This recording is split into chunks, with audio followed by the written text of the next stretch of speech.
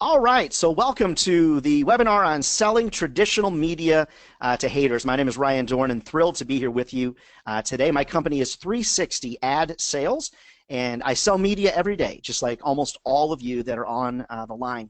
And so that really makes me unique and makes me a little bit different. And the reason it makes me different is because most sales trainers that are actively on the market today actually don't sell anything. And so I understand exactly what you're going through. I had 4 sales calls myself this morning before this webinar, and I was able to use some of the strategies that I'm going to teach you today. I was able to use those strategies right in my own work life, and so hopefully you will enjoy this as well. There's a handout on the right side of your screen. Feel free to download that handout as well. So I explained to some of you we're right in the middle of a huge thunderstorm here in Tulsa, Oklahoma, and so the Weather Channel has provided us a beautiful picture here. And so I just really want you guys to know that we're safe and we're out of harm's way. But if we get interrupted or the audio drops, we've got some backup that we may have to move to. But the show must go on, and the show will go on right now. All right, just a couple of seconds to thank the fine folks at the Magazine Manager and the Newspaper Manager for making this webinar happen. Those of you that know me know I don't do very much for free.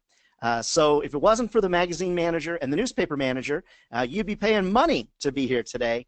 And of course, I would love to come to your office and train your teams as well. But thank you, Christy and Mark and Andy and Susan and Brad, and I'm sure I forgot somebody. Thanks everybody over at the Magazine Manager and the Newspaper Manager for making this happen. I see we've got some new folks on the line, some of you that don't know who I am.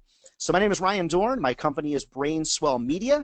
My sales training program is 360 Ad Sales.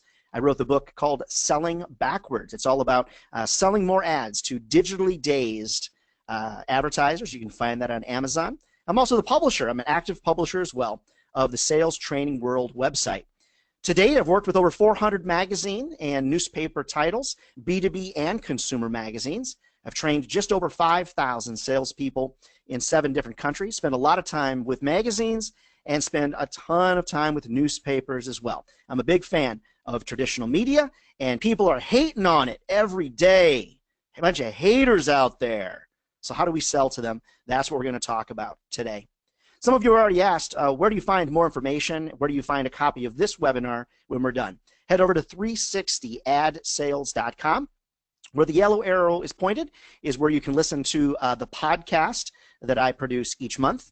You can also, right below that on the little green tab, sign up for our e-newsletter, where we'll send you a bunch of good stuff every month. And of course, the Sales Webinars free tab is where you will find all of the past webinars in case that you've missed them. And of course, there's also a lot of video training available online, 7 hours of it for you if you'd like to enjoy that as well. All right, let's walk through selling traditional media to haters. And what you want to do is chat over your questions. If you've got questions for me today, happy to entertain those questions as well. Okay, first and foremost, and I mentioned that I sell media every day too. The first idea for you is to really understand if you're going to sell traditional media to haters, whether they're millennials, Gen Xers, the silent generation, baby boomers, whatever it is, you're going to need to revamp your consultative sales approach. If you want to own the digital sale, if you want to own the traditional media sale, you're going to need to revamp your consultative approach. And the reason you're going to need to do this, and for some of you, this is really going to be difficult. Here's the interesting fact. 89% of buyers said that they would rather go to the dentist than sit through a needs assessment. So idea number one is to understand that consultative selling is not dead. Consultative selling is just changing. Now, what some of you do is you will go on a sales call with a client, and your whole goal is to make that meeting a discovery meeting. So essentially what you're doing is you're going to that sales call, whether it's in person, on the phone, via GoToMeeting, you're going with nothing. And your goal is to gather information, to then go back to the office to create a proposal, to come back to that client with the proposal. Some of you may still be going through sort of the 10 tall questions or needs assessment from integrity selling or something like that. And the statistic in front of you is so important for you to understand. If we're going to be successful selling traditional media to haters, we cannot sell in traditional ways. We have to change our sales approach. Let me state that one more time. Make sure that it really sinks in. If we're going to be successful selling traditional media, we can't sell it in traditional ways. We have to revamp our consultative sales approach. So what I mean by that is fairly straightforward, but let me give you some detail, and I think you're going to love this. I use this concept, and I have for the last few months. And this is different. Most of you have never heard me talk about this before, and I know at least half of you have been on these webinars before. Very often, you will go to the sales call or be on the sales call, and what you're trying to determine is the client's budget. So asking for a budget, here's the problem with trying to determine the exact budget they have allocated for whatever they're doing. Asking for their budget means you are then going to match your media to their idea of what it might mean to market their brand in their community or their industry. The other simple fact on this that's important is to understand that when you ask for somebody's budget, not only is that the old school way of selling, and just stick with me. I can already see some of you haters sending through comments. Stick with me for a second. The reason that I don't ask for a budget is because typically they don't know or they're going to lie, right? Let's just be honest. I mean, I do this every day just like you. A lot of times they'll say, well, you don't really have a budget, don't really know exactly what it's going to take, didn't have a chance to meet with you. I know, because you're not real smart. You can barely run your own business. I mean, that's what I'd like to say to them. So instead of asking what their budget is, which means you're going to be basing your media options on what they think that it's going to take, I would like to give you a better approach. Now, I first heard about this approach from a wonderful VP of sales. Her name is Amy Scott from Springfield, Missouri. And this is one of the things she guided me on. I loved learning this from her, and I've used it every day since learning this. I would say, Mr. or Mrs. Advertiser, in the marketplace where you're operating, so whether it's B2B, consumer, digital only, doesn't matter, newspapers, doesn't matter, Mr. or Mrs. Advertiser, as it relates to your competition, do you want to be present in your market? Do you want to be competitive in your market? Or do you want to be dominant in your market? Or you could say, within the industry that you serve, do you want to be present? Do you want to be competitive? Or do you want to be dominant within the community that you serve or the category? Let me give you a consumer example, and then I'm going to give you a B2B example. Let's just say that I'm selling a local magazine or newspaper, and I'm talking to a jeweler. As it relates to that jeweler, so I might say, Mr. or Mrs. Jeweler, as it relates to this community, as it relates to your competitors in the jewelry space, do you want to be present in this market? Do you want to be competitive in this market? Or do you want to be dominant in this market? Here's what I most often find. What I find is that they always say, oh, I want to be dominant. So then what I do is I'm actually going to pull out for them 3 ideas using what I've taught you guys here before, which is the maximum exposure, smart business plan, and the basic plan. I'm going to show them what it's going to take to be dominant, competitive, or present in this market. Now, how do I determine that? As well, a couple questions. How do you determine this?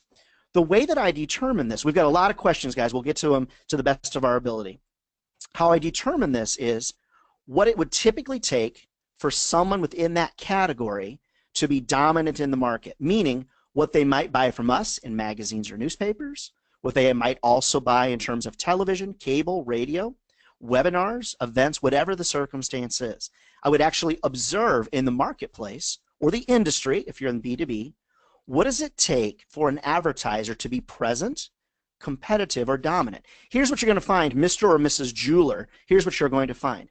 You're probably going to find that to be dominant is outside of the budget that you had in your mind. That's what you probably will find as you talk with them. What you'll also probably find is that they did not or have not allocated enough money to even be competitive. Some of them haven't even allocated enough money to be present in that marketplace. Let me give you a B2B example. Say you're a healthcare magazine and you're talking with a major manufacturer of medical equipment. I would then phrase it something like this: Mr. or Mrs. Advertiser, as it relates to you and your competition within the healthcare field. When you think about marketing to be competitive, do you want to be present in the marketplace? Do you want to be competitive, or do you want to be dominant? Everyone's going to say immediately, oh, I want to be dominant. Then when you explain to them what it takes to be dominant, most of the time they're like, whoa, hey, I had no idea that it would take that much. Okay, a couple questions from people. How do you know? How do you know what it takes to be dominant? I know because I know my industry, or I know my community. I observe. I will actually go and find out what are the rates to be on TV, what are the rates to have a booth at an event, or whatever the circumstance is. A lot of you have been selling more than 25 years, like me. And what I'm doing is I'm always trying to focus in on what does it cost an advertiser. If an advertiser came to me and they said, Ryan, I want to be dominant in this marketplace. To be dominant in the marketplace means they're probably going to have to buy more than my media. They're going to have to buy other magazines, other newspapers, radio, TV, whatever it is, whether it's B2B or consumer. You're probably going to have to buy a lot of media if you want to be dominant in the industry. Now, if you want to be competitive, this is what it's going to take. If you want to be present, this is what it's going to take. So let's backtrack just a little bit. If you're going to sell traditional media, you have to revamp your consultative approach. You have to revamp it. Because if your goal is to go to discovery meetings and not show up with anything, that's the first whammy that you're going to run up against. Most media companies are coming to client meetings with ideas ready to go. Question from the crowd today: how do you know what you're going to present if you don't know what their needs are? That's a very good question, and I believe I have a good answer. My answer is, it doesn't matter really what their needs are.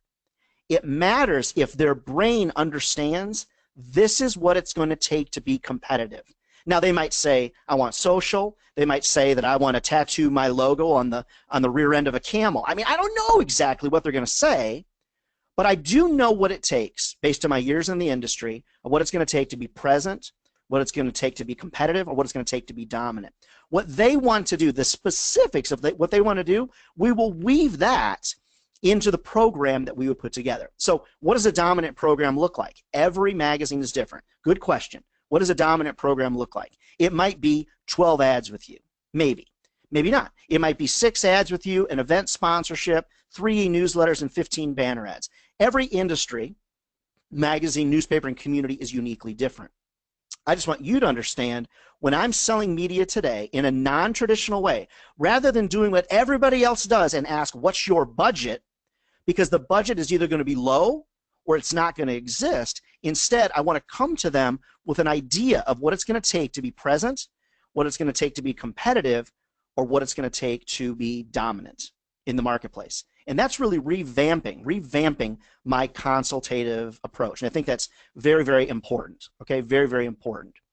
All right, so let's talk about this. The other thing we want to do from a consultative approach, revamping this, is we want to look at a typical sales call and we want to change it. So here's the typical sales call. Look at the screen. Tell me if you agree or if you disagree. Take a look at that. Hopefully you can see it. Take a look at that. Tell me if you agree or if you disagree. Okay? So I would say that you probably agree. Yep, everybody's chatting through. Yep, they agree. Okay? So what you typically do is a meet and greet that's totally a bunch of baloney usually. Then you ask open-ended questions, vague questions, but they're open-ended, to try to determine what are their client goals. Okay? Now, let me ask you something. Do their client goals really matter? Honestly, if you think about it, yes, of course the goals matter, but I want to ask it in a different way. Do you want to be competitive? Do you want to be present, competitive, or dominant? You're going to get the typical answers every time. Then you gather information to leave the office, to create a proposal, to come back to them. Let's shortcut this process. Let's do this in a non-traditional way. First things first, the meet and greet is going to be quick and it's going to be relevant. What I'm going to say is something like this: Mr. or Mrs. Advertiser, I saw on your website that you're doing this or promoting this. I saw on your Facebook page you're doing this or you're promoting this. Love to learn more about that. And then just talk with them about what you've observed.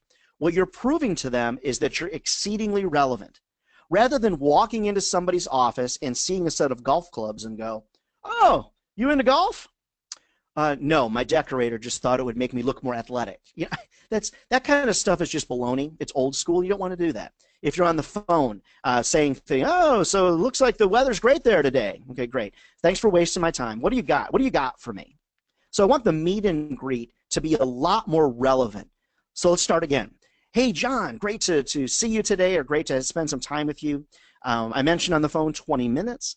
Do we still have 20 minutes together? Yeah, Ryan, we sure do. Okay, awesome, thanks. I saw on your website that you guys are promoting the Model 25. Love to learn a little bit more about that. Trust me, they'll talk. They'll talk. Then the next thing I say is, John, may I cut to the chase as to why I wanted to meet with you? And the reason I say this is because this will trigger in John's mind, oh my gosh, this guy wants this meeting to be over as bad as I do. Okay, that's a psychological trigger. Then I'm going to move into my success stories. And we've talked about this in previous webinars. I typically share 45 to 60 seconds of success stories, past advertisers that have been very, very successful with us. In the newspaper magazine business, this is vividly important. This step is vividly important. People love to surround themselves with other successful people. Don't you agree? I mean, maybe you like to hang out with idiots. I mean, I know my brother does. My brother Brandon, I love him. He loves hanging out with idiots. He does. You want to know why he hangs out with idiots? Because it makes him look smarter. You don't want to be that person. I'm just kidding. I love my brother. I thought some of his friends are idiots. May I cut to the chase, and may I share a few success stories with you of people that are businesses like yours that have been very successful. Question that came through. Success stories could bite you in the rear. Okay, nice job, Ron. I understand that one. What I don't do on the success stories is talk about widgets sold. Instead, I talk about longevity. Okay, longevity. This advertiser is like you. They've been with us for 15 years. Certainly, they wouldn't renew their ad month in and month out if they weren't very, very excited. This next advertiser has been running a half page with us for 2 years. Then they moved up to a full page, and we're thrilled because they've seen some great results. Here's the third client that's very similar to you, or maybe not similar, but still another great client, and they've reported back to us that we are an integral part of their media buy. I prime the conversation with success. Then what I do is something very unusual. That is that I shut up. I simply say, John, what do you think? That's it. I mean, that's sort of my initial getting buy-in conversation. So what do you think? And then I shut up. Let them think about it and let them give you a response. Then what I do is I move into my present, competitive, or dominant conversation. So I'd say, John, as it relates to you being competitive in this market or being present in this market, as you think about your competition, in this market, do you want to be present? Do you want to be competitive, or do you want to be dominant? Just be prepared. Usually they're going to say dominant. So again, what I do is I bring along 3 ideas. The top idea is the dominant idea. The middle idea is a competitive, and then the bottom idea is a present idea. I'm going to break out what each one of those ideas encompasses. It might be print ads, it might be social media, it might be banner ads, it might be e-newsletters, an event, or whatever the circumstance is. Now, some of you are chatting through, yeah, but what if that doesn't match what they want? Think through this very carefully with me. It's not as much about what they want as it is what they need. Because what they need to be competitive in the market may not match what they're trying to do. Now, I don't want to be arrogant. I want to talk with them in some really good detail. I want to create a great conversation around being competitive, being present, or being dominant. I want to talk through what that means and use examples of other advertisers in your industry or in your market that are present, competitive, or dominant. Now, when somebody chatted through, good question, Drew, thanks for your question. What if they just say, I have no money? I have no money. Well, we're going to talk about those objections here in just a second. That's pretty common one that I hear. Then I'm going to present my ideas on the spot. I'm going to handle my last objections, and I'm going to set a time to follow up because everybody's going to want to think about it. And so I set a time to follow up. So point number 1 on selling traditional media to haters is really to understand that you're going to need to revamp your consultative sales approach, eliminating a lot of those open-ended, vague questions and really trying to guide the conversation more along the lines of present, competitive, or dominant. And I really can't thank Amy Scott enough for really bringing that to my attention because I think it's a great way to think about it, and that's why I'm sharing it with you guys here today. All right, thanks for all your questions. We've got about 40 questions that are in the queue, and I'm going to do my very, very best to work all of those questions into our conversation today. Some of your questions we're going to cover just a little bit later on. All right, idea number 2 for you. I always want to sell, when I'm talking to haters, I always want to sell using competitive angles, okay? I always want to sell using competitive angles. Now, what do I mean by that? What I mean is, if I see, for example, let me skip ahead one more slide.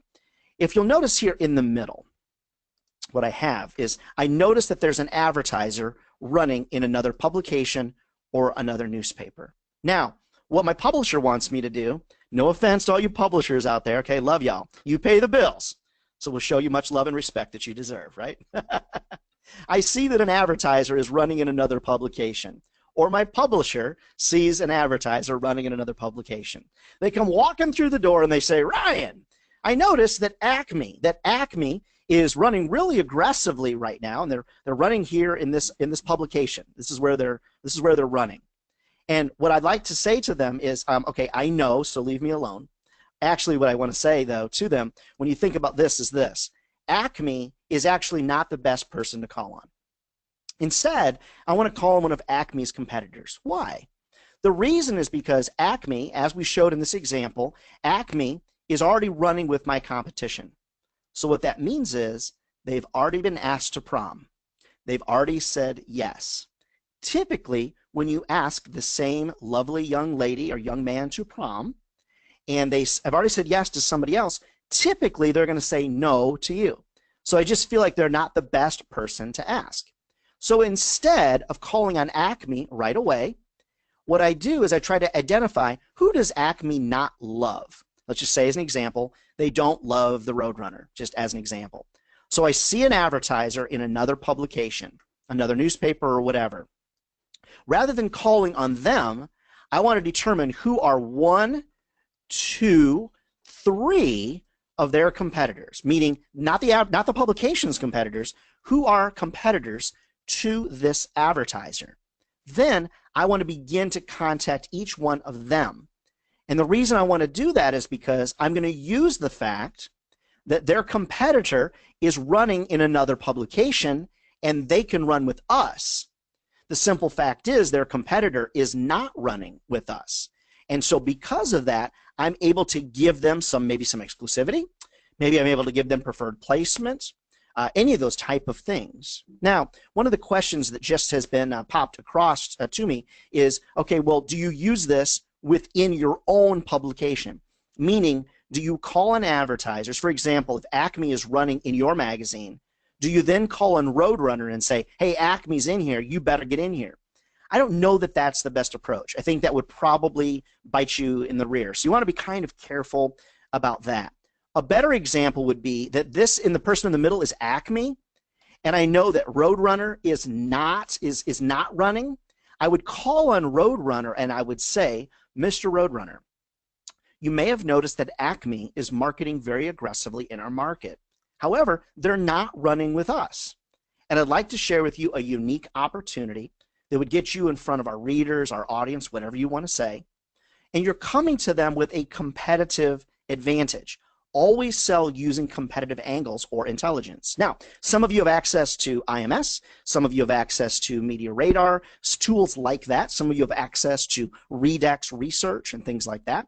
So you do want to come to these folks with competitive angles. Some of you in the newspaper business have intelligence through Pulse and programs like that. So if you want to sell traditional media to haters, you can't just be selling them print ad. Nobody woke up this morning, at least I don't think they did. Nobody woke up this morning and went, oh God, I hope Ryan Dohrn calls me. I want to buy a print ad. I think that's highly unlikely that that has occurred. So because of that, I love using ethical, competitive angles to sell to other people. A question that has come through. Thanks for your questions, everybody. A question that has come through. Tell me more about the ethics of this. It sounds unethical. I never tell an advertiser what someone is going to do with us. I only talk about things they have done in the past. Okay, so I don't ever tell anybody what's coming up. I just tell them what they have done in the past. So it's important. All right, good questions. Idea number 3. understand and explain the consumer buying cycle. It's important to understand and explain the consumer buying cycle to your advertisers. Now, those of you that have been with us all these months on these magazine manager webinars, you've seen this example before. And I'm going to give it one more time because I think it's very important. All advertisers want to run an ad and then get a boom, immediate response. When I talk with advertisers, I'm blown away by their direct response mentality. They truly feel that someone is going to see one ad and immediately make a decision to buy. Unfortunately, that'd be awesome if it happened that way. Typically doesn't, especially for items that are more than $75. Now, where does that number come from? The Direct Response Association, or whatever they're called, has typically said usually a direct response item is less than $75. So if you're selling a piece of jewelry, medical equipment, bulldozer, whatever it is, typically a direct response ad is not going to work. It's not going to work. Now, Timothy Smith featured this interesting insight in his book, Successful Advertising. Here was his insight. The first time people look at an ad, they don't see it. The second time, they don't notice it. The third time, they're aware that it's there. The fourth time, they have a fleeting sense that they've seen it before. The fifth time they see an ad, they actually read it. The sixth time, they thumb their nose at it. The seventh time, they get a little irritated with it. The eighth time, they think, here's that confounded ad again. The ninth time, they wonder if they're missing out on something. The 10th time, they ask their friends or neighbors if they've tried it. The 11th time, they wonder how the company is paying for all these ads. The 12th time, they start to think that it must be a good product. The 13th time, they start to feel the product maybe has value. The 14th time they see the ad, they start to feel like they've wanted a product like this for a very long time. The 15th time, they start to yearn for it because they can't afford maybe to buy it. The 16th time, they accept the fact that they're going to buy it sometime in the future. The 17th time, they make a commitment to buy the product. The 18th time, they curse their poverty because they can't afford this terrific product. The 19th time, they count their money very carefully. The 20th time, prospects see the ad, they actually buy what is being offered. Isn't that interesting? I think it's so true because very rarely does someone see an ad and immediately buy it. Timothy Smith featured this insight in his book, Successful Advertising. What year did Timothy Smith write this book? He featured this very smart insight. What year do you believe that he actually wrote this book? Somebody says 1954, 63, 1885, 2017. That's good. The answer is 1885. 1885 is when it was written. So Brian, you win a special prize. Email me, I'll send you something, Brian, for getting that one right. I'll send you a copy of my book. How's that? No one has ever got it right, Brian. So if you Googled it, then you can't claim the prize. That would be cheating. So he wrote that in 1885, and isn't it true today? Isn't it unbelievably true today? Here's something very interesting. What typically most advertisers want to have happen is they want to run an awareness ad, and they immediately want someone to make a purchase. That's what they want to have happen. In 1885, Timothy Smith also noted, it doesn't happen that way. It just doesn't. So here's typically what happens. And we're not going to spend a lot of time on this because I know that some of you're already mentioning here, and I know we've talked about this before, but we have about 50% of the people of our 600, some today are brand new. So people typically will run an awareness ad, and what an advertiser wants to have happen is they want someone to automatically make a purchase immediately. If the product is $75 or less, sometimes that happens. Typically, though, what happens is they will see an awareness ad, and then they need to judge, do I actually have a need for that product? If they don't, then they just get caught in this loop, and this loop just never ends until such time that they all of a sudden decide, yes, I actually have a need. Yes, I have a need for that product. Then what they're going to do is they're not going to immediately jump from yes. They're not going to immediately jump over all these things to make a purchase. They're not going to do that. It's just not how it works. Instead, once their decision is yes, then they're going to go through these three types of scenarios. Number one, they're going to be socially influenced. They're going to look online. They're going to talk to their friends, things like that. Then the next thing they're going to do is personally consider it. Do I actually need it? Do I actually need it right now? What are the circumstances? Okay. Then they're going to doubt their purchase before they buy. Everybody doubts decisions before they buy. So they're looking for validation. Then after they doubt and they validate themselves, that's when they're actually going to make the purchase. This, my friends, in the newspaper and magazine business is where we come in. We have some TV folks on the line as well. Don't mean to forget about you guys. Sorry about that. Love you TV folks. I started out my career in TV, so love the TV business. So this is where our social ad campaigns come in. This is where our print ad campaigns come in, our event sponsorships come in, and our newsletter sponsorships come in. We can actually influence this entire process. Now, some of you are asking, how do I get a copy of that? I want to show it to my advertisers. Hey, you can get this in the handout. I would love for you just to recreate it, though, to make sure that you put your own branding on it and things like that. But the other thing is be careful. This is more for you than it is for them. This is all about you creating some really good conversations with your advertisers to really intimately be able to help them understand what people do when they buy. Traditional media is very, very influential as it relates to the total buying process because we offer frequency and we offer shelf life. I mean, keep in mind, I will get to newspapers in a second. For magazines, you're talking an 18-month shelf life minimum. Some of you, I remember, some of you might recall that I worked with Western Horseman magazine and Quarter Horse News and Barrel Horse News magazine for quite some time. Horseman's Yankee Peddler and some others. And those folks would keep those magazines for years and years. Those of you in the B2B space, I know that when I was one of the folks that oversaw Waterworld, I wasn't the publisher. Good guy there, Tim Dower, was the publisher. And what Tim would tell me is that people would keep the Waterworld magazine for 6, 8, 10 years. I mean, they'd keep it around as a reference and as a resource.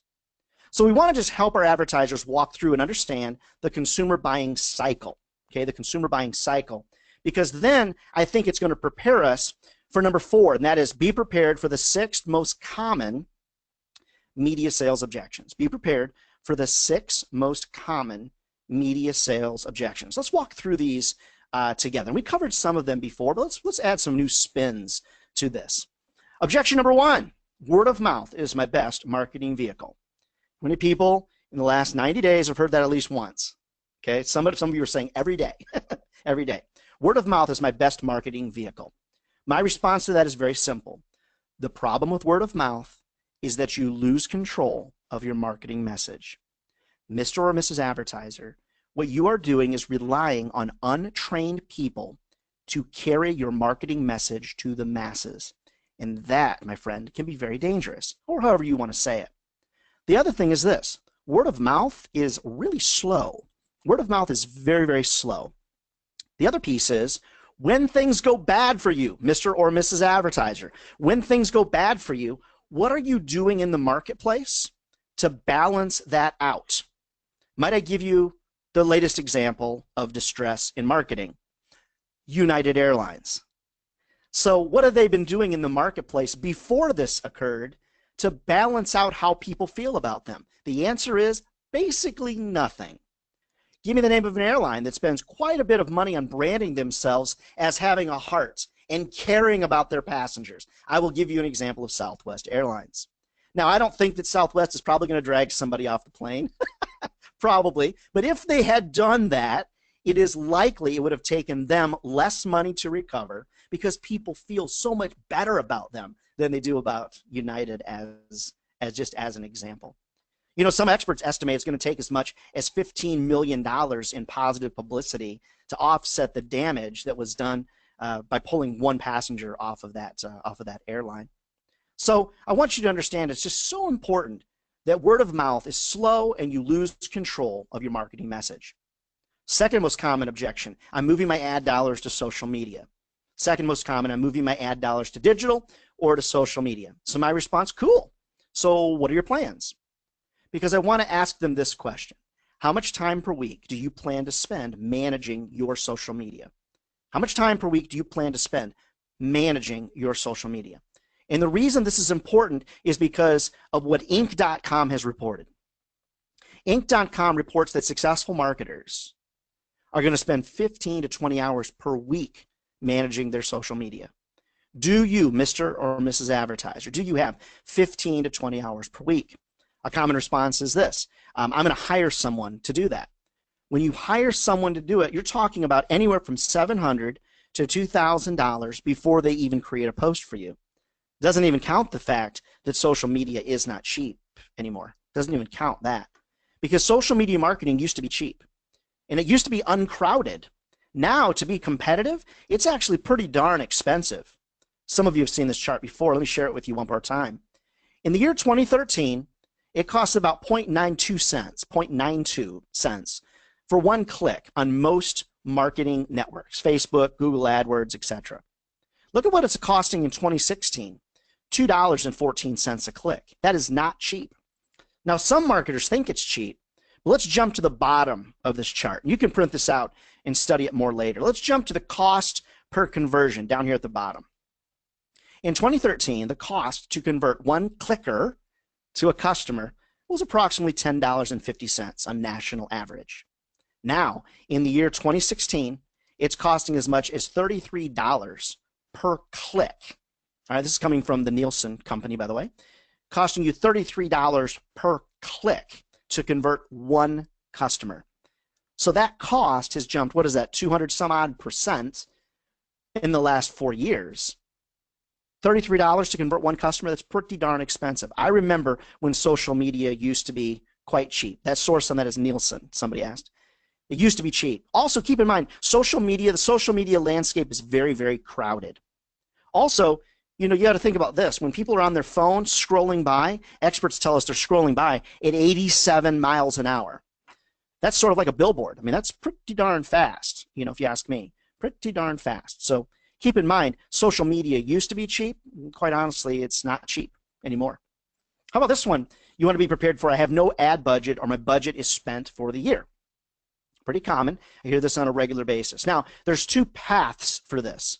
If you're on a prospecting call and someone says this to you, I have no budget, then my approach is, not a problem. Would you mind if I came by, or we got on a quick phone call? I'd love to show you what we've got going on, especially as it relates to a couple of your competitors.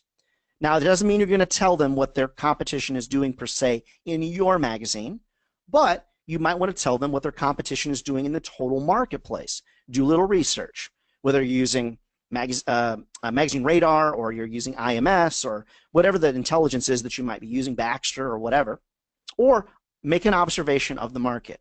Look at your competition, listen for them on the radio, look for them on the web, or whatever the circumstance is. Now, that's that path. Let's talk about you're at the meeting and you're selling this traditional media to a hater. The first thing I would like to ask after I present an idea and they say, I have no budget for that, or it's too expensive. The first thing I like to ask is, if money was not an issue, do you like the idea? The ideas that I have presented. And the answer is probably going to be, yeah, I do like the idea, but I don't have any money. The next thing I would say to them is, do you find value in the ideas that I have presented? Do you find value? Or do you feel like the ideas I've presented would work for you?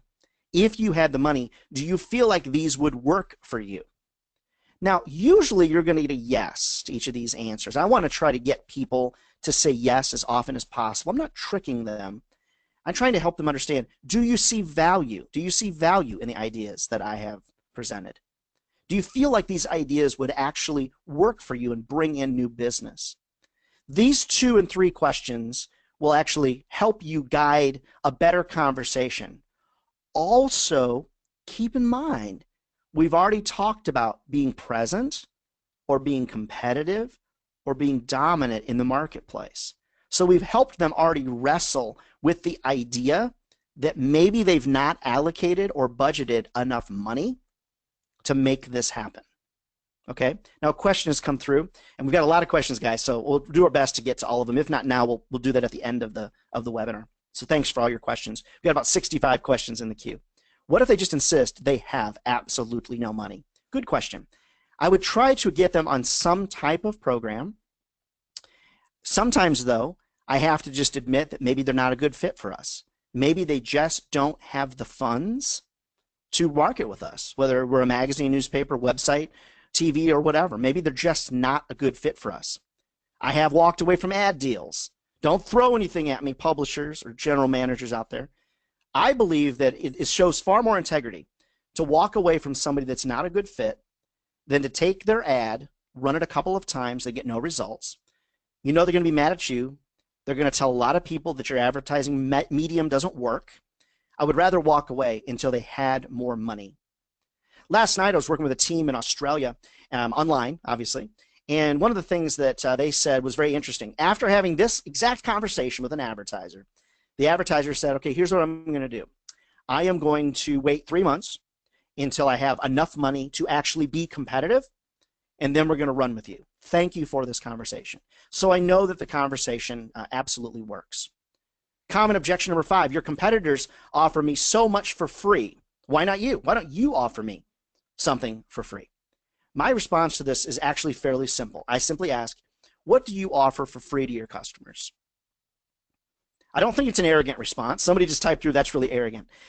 That's funny. You know, you might just want to just step up your game a little bit. You can do it. What do you offer for free to your customers? What do you offer for free to your customers? And then I might say there's a reason that they can do that. It's just not the business model that we follow. What we find is that we give you a tremendous amount of value. What I can do is maybe I can upsize this ad for you. If you buy 3 ads, maybe I'll give you the 4th one at double the size. Maybe if you buy 3 from me, I'll give you 1 free. You do that. You can increase the frequency online, give them more ad impressions.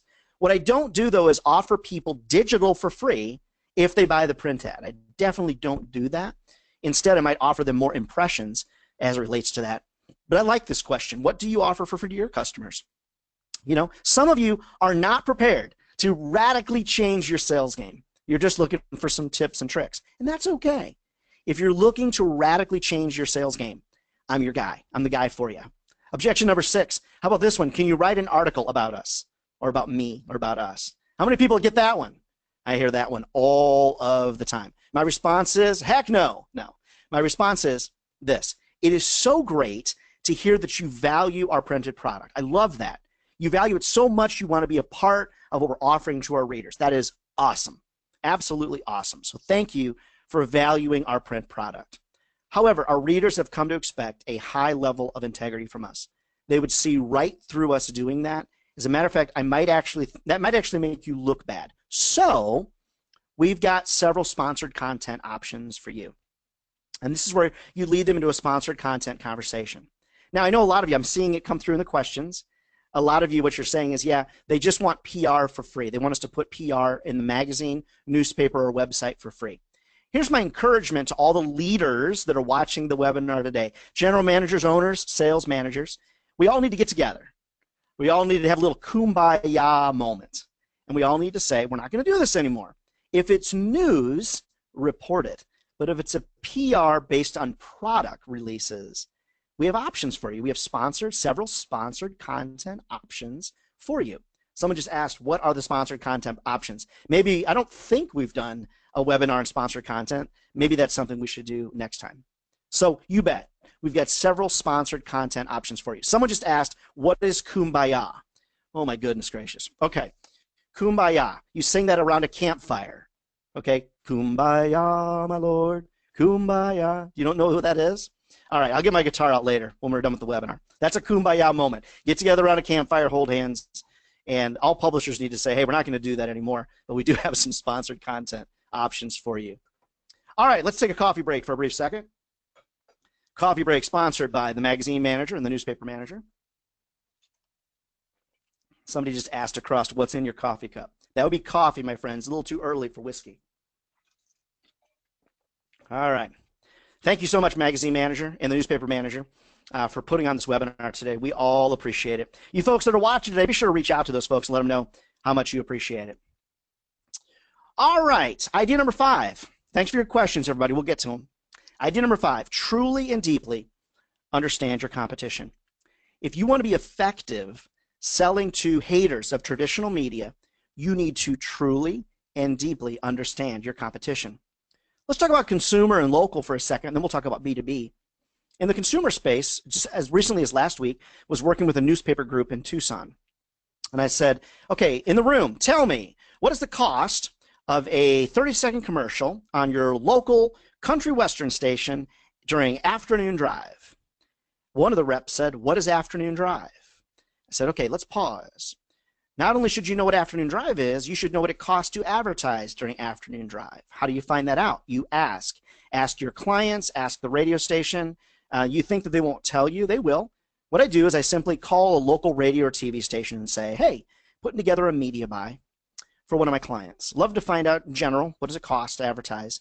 Morning drive, middays, afternoon drive, rotate on the station, what does it cost? And they're going to say, well, who's the client? Well, I can't tell you quite yet, but I promise you, if the price is right, we'll come together and we'll definitely try to make something happen. So I try to help my clients by getting intelligence for them. In the B2B space, you really need to know, what does it cost to participate in your competition's events? What does it cost to participate in their magazine, online, digitally? Have a friend, a nephew, a cousin, your aunt's uncle's dog, your astrologer, whatever, reach out to that competitor and request a media kit. Usually people won't respond to Gmail accounts, but you can do that as well. You really need to truly and deeply understand your competition. Read this statement. Tell me if you think it's true.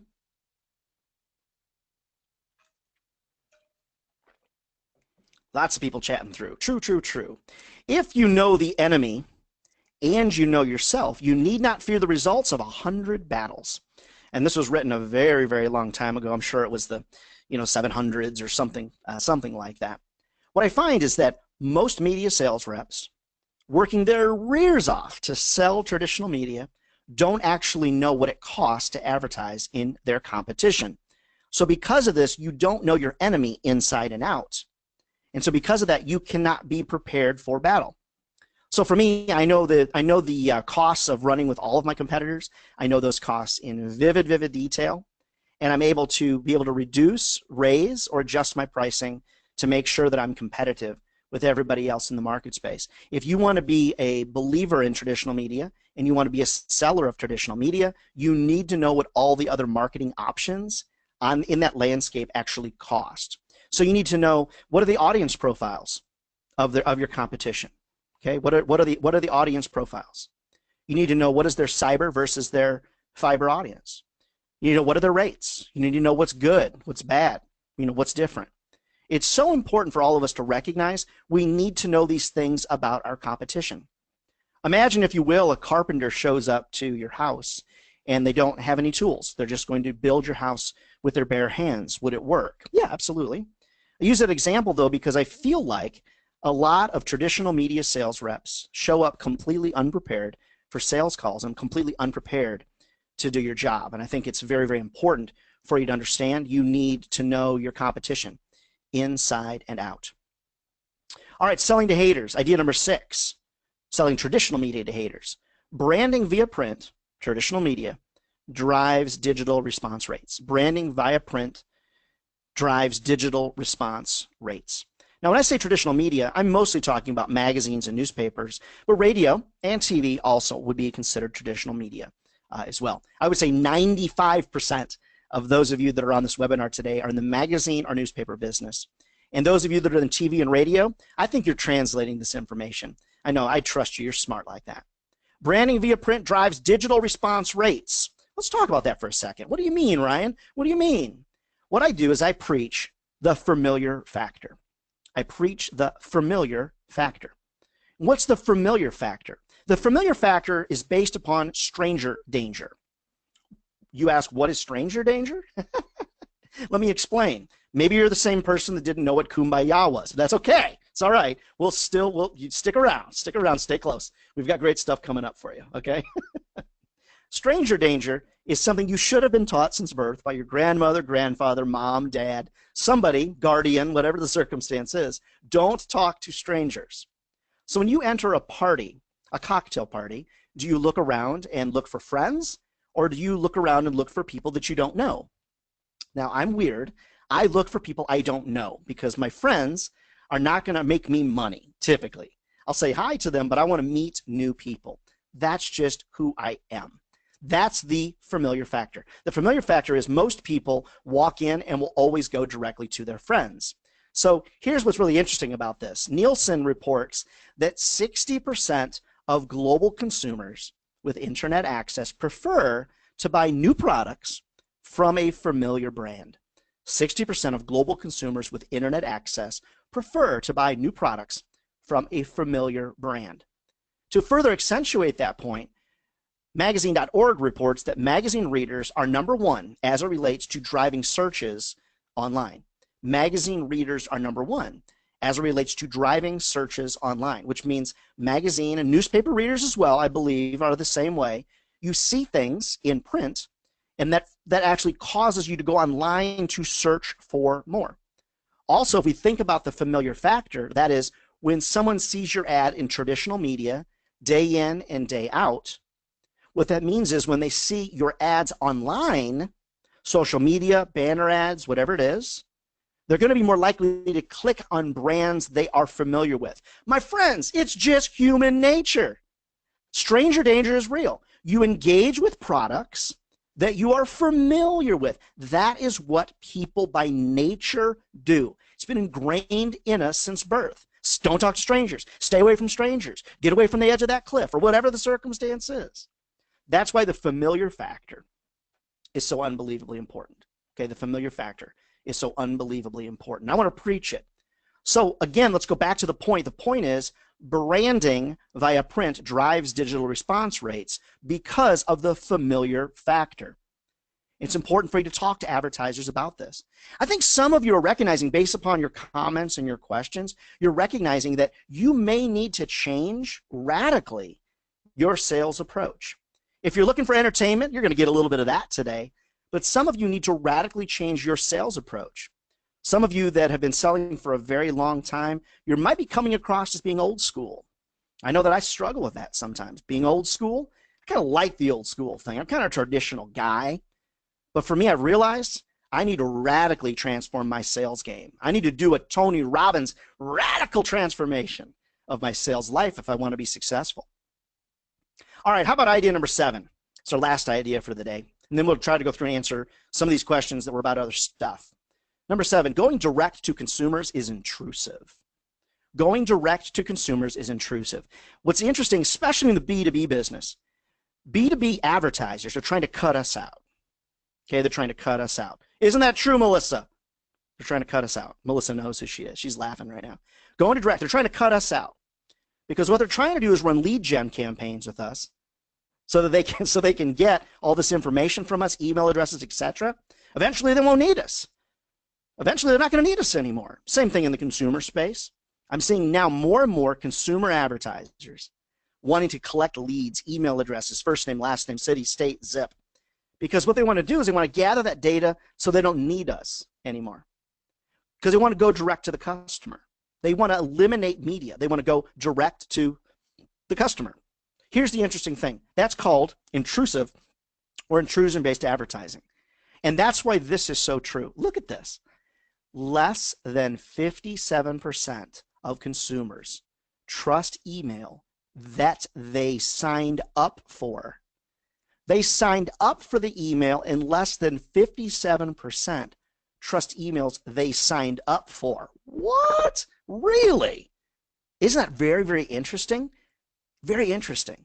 So for me, it's very important for us to understand when you try to go direct to a customer, less than 57% actually trust what it is that you're sending them. This is so important. That's why I want to end on it today. We are permission-based marketers. Our readers pay or pick up our magazine or are sent our magazine or newspaper, knowing full well that we'll be showing them ads. There is no bait and switch. No one ever picked up a newspaper and went, I bet you today there's going to be no ads in this newspaper. Oh, this magazine arrived. I bet you there won't be any ads in here. They know there's going to be advertising because it's permission-based. Why is it permission-based? It's permission-based because they picked it up voluntarily, or they were sent it and they are voluntarily reading it, or they pay, in some of your cases, they pay to subscribe to your newsletter, your magazine, your newspaper, your website, or whatever. That's why we are permission-based marketers. What is Facebook? What is Snapchat? What is Google AdWords? Those are called intrusion or interruptive-based marketers. That's what they do. They're intrusive and they're interruptive. These ads are most often seen as an annoyance, or they just ignore them completely, 100%. You know, it wasn't but 2 weeks ago, 3 weeks ago, maybe, I was sitting on a flight and I could see between the seats in front of me. And I was watching a guy read a magazine, the American Way, whatever magazine that's on American Airlines. I was watching him read. And I noticed, I was kind of paying attention, I noticed that when he came across an ad, he'd stopped and he looked at the ad. That defies logic, right? Because everyone says, oh, nobody pays attention to ads, they just skip over them. What he would do is he would pause, look at the ad. You could see that his brain was analyzing something, and he moved on to the next page. Social media is intrusive or interruptive-based advertising, and what we do is we do permission-based advertising. This is what I like to say, depending on the years of your magazine. For more than 50 years, we've invested millions of dollars to create an audience that is willing to accept your ad as a part of the total story. For more than 50 years, or whatever it is for you guys, we've invested millions of dollars to create an audience that is willing to accept your ads as a part of the total story. That's why we're permission-based, and that's why it's so unbelievably important. Now, as you look back across those 7 points, I think it's important for me to share a couple things with you as we wrap up. Number one, those are 7 really good points in my opinion, and I use them every day in my selling as well. But what you want to do is not use all 7 ideas right away. Instead, what you want to do is you want to really think carefully about which ideas really are most important, which ideas are most important to me and to my sales business. And then you want to begin to practice these ideas and these conversations and slowly but certainly take these ideas and then be able to put them into action. One of the things I very often say that's so important is amateurs wing it, professionals practice. Julia Roberts goes to class. Robert Redford goes to class. Michael Jordan, at the height of his career, shot hundreds of free throws a day. Tiger Woods hits thousands of golf balls a week, even though he could beat most of us with his putter, okay? It's important to understand professionals practice. Look back through these 7 ideas. Find one that you really like and you want to sink your teeth into, and then practice that with a colleague, or record yourself on your iPhone, or whatever the circumstance is. Practice those ideas. Don't practice on your advertisers. Okay, they don't deserve it, and it doesn't really work out well for you. It's so important that you really need to look at these ideas, find one that you want to sink your teeth into, and then really put it into action. Thanks so much to the magazine manager and the newspaper manager for providing this information to us today at no charge. Love for you to go and listen to the Sales Training World podcast over at 360adsales.com. Reach out to me. I'd love to train your team at some point. Don't forget to sign up for our e-newsletter. I'll send you sales advice each month. And if you're looking for the webinars I made reference to today, what you also can do is go click on that Sales Webinars free tab, and then go back and you'll find all of those webinars as well. Now, a couple of you asked, this is great, where do we find out more? There's video-based training online, or I can come to your office. Love to do that. Go to 360 Ad Sales, click on video-based training. I've got 7 hours of training as it relates to these topics online for you that you can pay to watch. Also, for all the managers that are here, I just recorded 6 hours in Denver, Colorado of sales management training. So go and click on that video training options and choose the sales management options. All right, friends, we're out of time. We did have now we've got about 70 questions that are in the queue. Unfortunately, we won't have time to answer all those. I'm going to log them, and I'll do my best to send some answers back to you via email. Thanks so much, Mark, Andy, Christy, Susan, Brad. I'm sure I forgot somebody. Greg, sorry I left out Greg over at the newspaper manager and the magazine manager. You guys are great, and thank you so much for your support. Those of you that are on the webinar today, please reach out. Let the people at the magazine manager know that you appreciate that, because I'm an expensive cat. I don't do anything for free. And so today we were able to sit down together on a Friday afternoon and have a little bit of fun. Hope you found this helpful. I look forward to training your team in the future. Reach out to me. My email address is there on the screen for you. Love to have you buy the book Selling Backwards. It's available at Amazon as well as sellingbackwards.com. And my email address is on the screen. It'll be there for a couple more minutes. If you need more information, reach out, ryan@brainswellmedia.com. Within the next 48 hours, you'll receive a link to watch this webcast again, as well as a link to download the slide deck in case you weren't able to see it. Keep in mind, the deck I'm going to send to you is going to be compressed and in black and white, and I do that to make sure that we don't have any problems with people sharing it unauthorized out there on the internet. All right, friends, thanks so much. I appreciate you. Have a great Friday. We'll see you out on the street. Don't forget, if ad sales was easy, everybody would be doing it, and they're not. So we're either crazy or we found a career that will feed our families for a lifetime. All right, friends, God bless. We'll see you down the road. Take care.